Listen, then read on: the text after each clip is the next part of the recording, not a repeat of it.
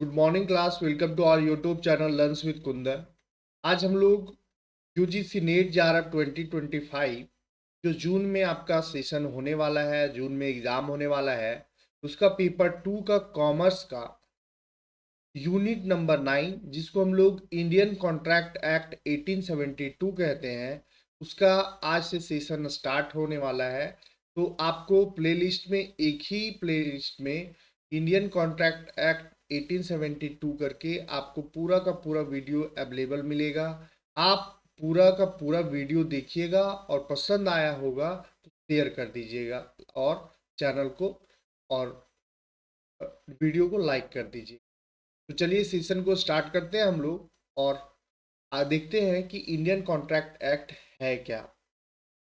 पहला तो हम लोग समझेंगे कि कॉन्ट्रैक्ट होता क्या है। कॉन्ट्रैक्ट जो है वो एक तरह का लीगल एग्रीमेंट है। क्या है? एक लीगल एग्रीमेंट है। ठीक है। अगर आप देखेंगे कॉन्ट्रैक्ट का डेफिनेशन तो यहाँ देखिए डेफिनेशन लिखा हुआ है और यहाँ डेफिनेशन लिखा हुआ है कि under section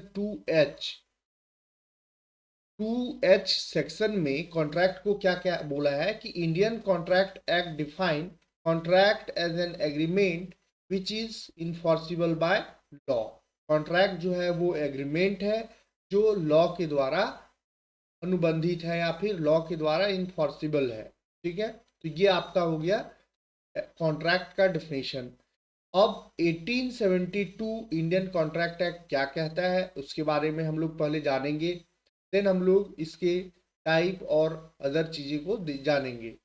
the Indian contract act 1872 prescribe the law relating to contract in India. India में कॉन्ट्रैक्ट होने के लिए, भारत में अनुबंध होने के लिए से संबंधित कानून को निर्धारित करता है इंडियन कॉन्ट्रैक्ट एक्ट 1872। ठीक है। इंडिया में अनुबंध यानी कि कॉन्ट्रैक्ट को होने के लिए जो लॉ इन्फोर्स होता है वो कॉन्ट्रैक्ट एक्ट 1872 के द्वारा होता है। अब खैर अभी जो है वो बदलाव हो चुका है, लेकिन हम लोग पहला जो ब्रिटिश काल में ये आया था उसके बारे में पढ़ रहे हैं।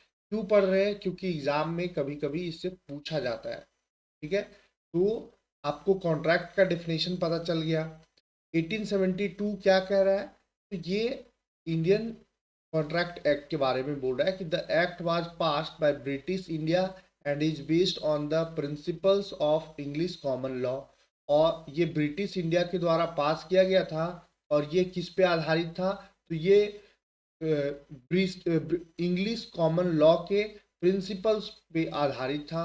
It is applicable to all the state of India except the state of Jammu Kashmir. और ये पूरा इंडिया में एप्लीकेबल था ये लॉ, बस केवल जम्मू और कश्मीर को छोड़ करके। क्यों छोड़ करके? क्योंकि जम्मू एंड कश्मीर को 370 आर्टिकल 370 के तहत एक स्पेशल राज्य का दर्जा दिया गया था और इंडिया में लागू होने वाला कोई भी लॉ जम्मू कश्मीर में लागू नहीं होता था। लेकिन 2017 में ये इसको 370 को डिमोलिश कर दिया गया। 5 अगस्त 2017 को ये डिमोलिश हो गया और अब सभी जगह लागू होता है। It determine the circumstances in which promises made by the parties to a contract shall be legally binding and enforceable the right and duties। बोलता है कि यह उन परिस्थितियों को निर्धारित करता है जिनमें अनुबंध के पक्षकारों द्वारा किए गए वादे कानूनी रूप से बाध्यकारी होंगे।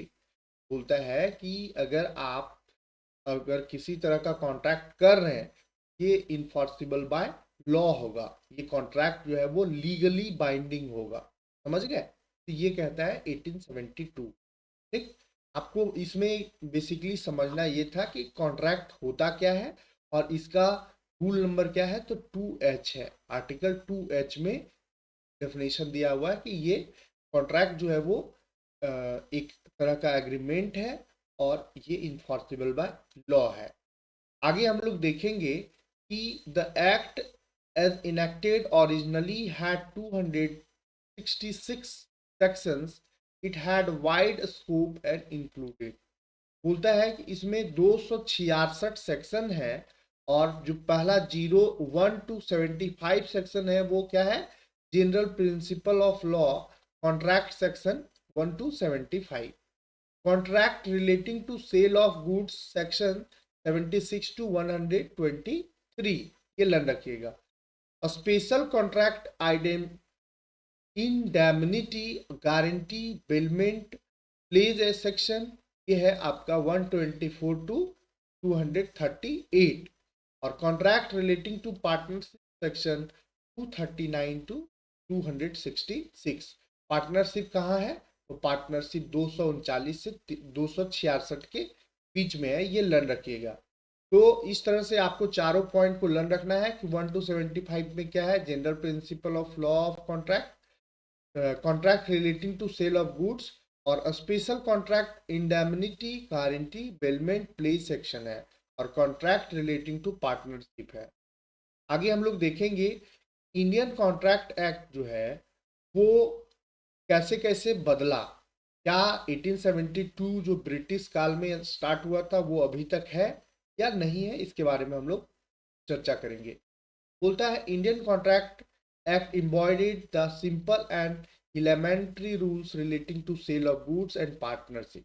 ठीक है, इंडियन कॉन्ट्रैक्ट एक्ट जो है कहता है कि ये सेल ऑफ गुड्स के लिए और पार्टनरशिप के लिए सिंपल रूल है ना, एकदम आसान सा रूल है, अनुबंध है। The development of modern business world found the provision contained in the Indian Contract Act inadequate to deal with the new regulations or give effect to the new principles। बोलता है कि जब डेवलपमेंट के लिए, modern business को develop होने के लिए जो प्रोविजन जो कंटेन किया गया था इंडियन कॉन्ट्रैक्ट एक्ट में, वो इनएडिक्वेट था, पर्याप्त नहीं था। उसके लिए हम लोगों को न्यू रेगुलेशंस, न्यू रूल्स लेकर के, न्यू प्रिंसिपल लेकर के आना पड़ा। क्यों आना पड़ा, क्योंकि जो 1872 में जो रूल्स थे, जो प्रिंसिपल्स थे, वो मॉडर्न बिजनेस डेवलप करने के लिए पर्याप्त नहीं थे।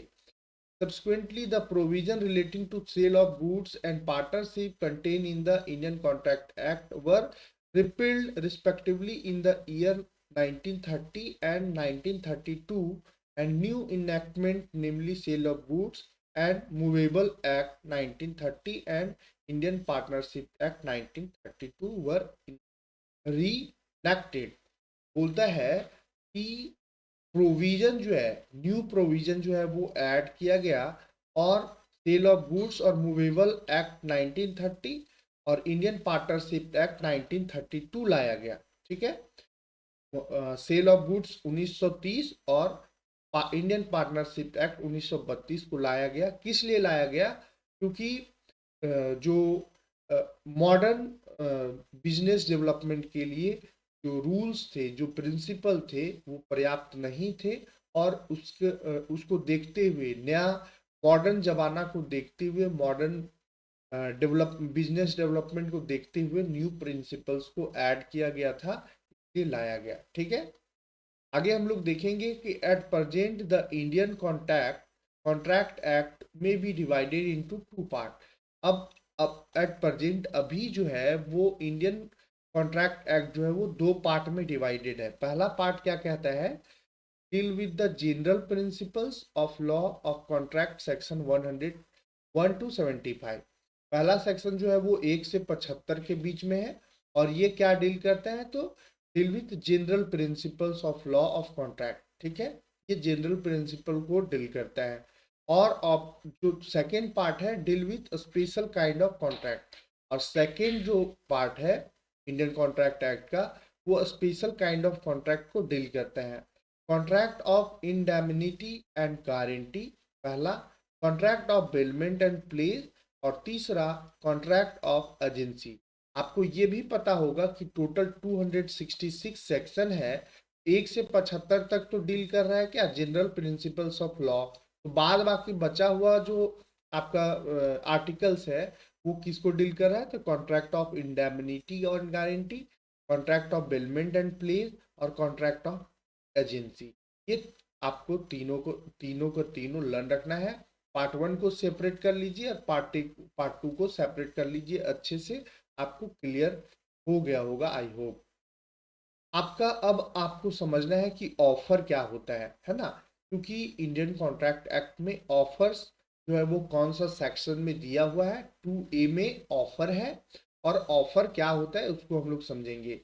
When one person signify to another his willingness to do or abstain from doing anything with a view to obtaining the assent of that other to such act or abstinence he is said to be an proposal या फिर offer.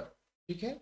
जब कोई व्यक्ति किसी अन्य व्यक्ति को किसी कार्य को करने या न करने की अपनी इच्छा व्यक्त करता है, ठीक है, ये अपना इच्छा व्यक्त करता है, अपना व्यू देता है, तो उस व्यक्ति की सहमति प्राप्त करने के उद्देश्य से प्रस्ताव करना का क्या कहा जाता है? प्रस्ताव कहा जाता है या फिर ऑफर कहा जाता है। ऑफर, ये ध्यान रखना है कि ऑफर जो है वो आपका 2A में है। 2A में ऑफर है, ये ध्यान रखिएगा। ऑफर क्या है? तो अगर किसी व्यक्ति अपना इच्छा जाहिर करता है कोई काम करने या ना करने का, उसी को ऑफर कहते हैं। नेक्स्ट है एक्सेप्टेंस। अब एक्सेप्टेंस क्या होता है? जब वह व्यक्ति जिसके समक्ष प्रस्ताव किया था, ऑफर किया था, प्रस्ताव पर अपनी सहमति व्यक्त करता है, मतलब कि इच्छा जाहिर कर देता है, स्वीकृति दे देता है, तो उसको हम लोग कहते हैं स्वीकार किया जाना कहा जाता है, यानी कि एक्सेप्टेंस कहा जाता है, जिसको सेक्शन 2B में रखा गया है। एक्सेप्टेंस को सेक्शन, ये लग रखना है, सेक्शन बहुत ज़्यादा इंपॉर्टेंट है क्योंकि एग्जाम में पूछा जाता है। 2B में रखा गया है एक्सेप्टेंस को। पहला ऑफर किया, फिर एक्सेप्टेंस हो गया। तीसरा है प्रॉमिस। अब एक्सेप्टेंस के बाद यानी कि एग्री करने के बाद उसे वादा करता है, और वादा जो है वो सेक्शन 2B में ही है। एक्सेप्टेंस और वादा दोनों का सेक्शन एक है। जब प्रस्ताव स्वीकार कर लिया जाता है तो वह वादा बन जाता है। सरल शब्दों में, जब कोई प्रस्ताव स्वीकार कर लिया जाता है तो वह वादा बन जाता है। ये लर्न रखना है। A proposal when accepted become a promise. जब प्रपोजल जो है वो एक्सेप्ट हो जाता है, उस वो प्रॉमिस बन जाता है। ये लर्न रखना है। और सेक्शन सेम है क्योंकि एक्सेप्टेंस ही एक्सेप्टेंस ही आपका क्या बन रहा है? प्रॉमिस बन रहा है। नेक्स्ट है प्रोमाइजर और प्रोमेसी। वचनदाता और वचन ग्रहीता, मतलब कि लिसनर और क्या है? स्पीकर। एक वचनदाता कौन होगा? स्पीकर होगा। जो बोल रहा है वो वचनदाता है कि हाँ हम वचन देते हैं कि हम ये करेंगे। और जिसको वचन दे रहे हैं वो क्या हो गया? वचन ग्रहीता, सुन रहा है। ठीक है? तो ये 2C में है, ये लर्न रखने का। प्रोमाइजर और प्रोमेसी जो है वो 2C में है, ये लर्न रखिएगा। बोलते हैं जब प्रस्ताव स्वीकार कर लिया जाता है तो प्रस्ताव देने वाले व्यक्ति को वचनदाता कहते हैं। जो प्रस्ताव दिया है, जो ऑफर दिया है, उसको वचनदाता कहते हैं। और प्रस्ताव स्वीकार करने वाले व्यक्ति को वचन ग्रहीता कहा जाता है। ये लर्न रखिएगा। ठीक है? यहाँ भी सेम है। when the proposal is accepted, the person making the proposal is called a promiser and the person accepting the proposal called the promisee। ठीक, ये लर्न रखिएगा। नेक्स्ट है कंसिडरेशन। कंसिडरेशन में क्या होता है, जिसको हम लोग हिंदी में कहते हैं प्रतिफल, वो 2D में है। जब वचनदाता इच्छा पर वचन ग्रहीता या कोई अन्य व्यक्ति कुछ करता है या करने से विरत रहता है, या करता है या करने से विरत रहता है, या करने से विरत रहने का वचन देता है, तो ऐसे कार्य या विरत रहने या वचन को वचन के लिए प्रतिफल कहा जाता है। ठीक है?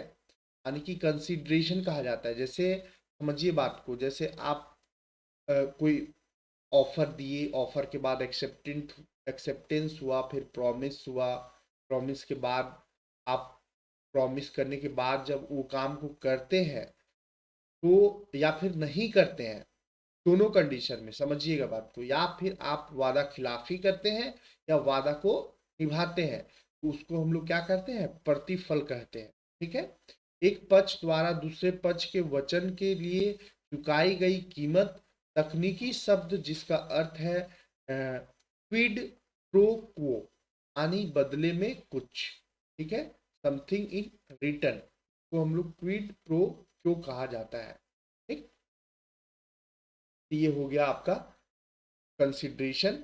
नेक्स्ट है एग्रीमेंट। एग्रीमेंट क्या होता है, तो प्रत्येक वचन और वचनों का समूह एक दूसरे के लिए प्रतिफल बनता है, यानी कि कंसिडरेशन बनता है। Every promise and set of promises forming the consideration for each other, ठीक है। कंसिडरेशन मतलब प्रतिफल होता है, मतलब कि जो आप प्रॉमिस किए हैं उसमें आपको, आप प्रॉमिस किए हैं वो किए, या फिर आप उसको नहीं कर रहे हैं, दोनों कंडीशन में कंसिडरेशन बनेगा, प्रतिफल निकल करके आएगा, ठीक है। नेक्स्ट है कॉन्ट्रैक्ट। कॉन्ट्रैक्ट जो है वो 2H में है, ये लर्न रखिएगा। अब ये 2H में अभी हम लोग डिफिनेशन पढ़े थे कि an agreement enforceable by law is a contract, ठीक है। Therefore there must be an agreement and it should be enforceable by law. कानून द्वारा प्रयत्नीय करार एक अनुबंध है, इसलिए करार अवश्य होना चाहिए, यानी कि एग्रीमेंट अवश्य होना चाहिए, यह कानून द्वारा प्रवर्तनीय होना चाहिए, ठीक है। ये आपका हो गया कॉन्ट्रैक्ट का डिफिनेशन। आगे है आपका reciprocal promises. Promises which form the consideration, promises जो कंसिडरेशन यानी कि प्रतिफल फॉर्म करता है और part of the consideration for each other are called reciprocal promises, ठीक है। पारस्परिक वादे कहा जाता है उसको, ठीक, रेसिप्रोकल प्रोमिसेस। तो आप, आई होप आपको पूरा का पूरा 8 टर्म्स जो है वो क्लियर हो गया होगा, और कॉन्ट्रैक्ट क्या है वो क्लियर हो गया होगा। 1870 कॉन्ट्रैक्ट, 72 का कॉन्ट्रैक्ट क्या कह रहा था, फिर इसे कैसे क्यों रिप्लेस किया गया 1930 कॉन्ट्रैक्ट में, 1930 का कॉन्ट्रैक्ट और 1932। ये आप पूरा का पूरा कॉन्सेप्ट को क्लियर कर लीजिए। आगे का कल का सेशन जो है वो इसी से आगे बढ़ाया जाएगा। आप जरूर पूरा का पूरा वीडियो देखिएगा, तब कल का सेशन समझ में आएगा। धन्यवाद।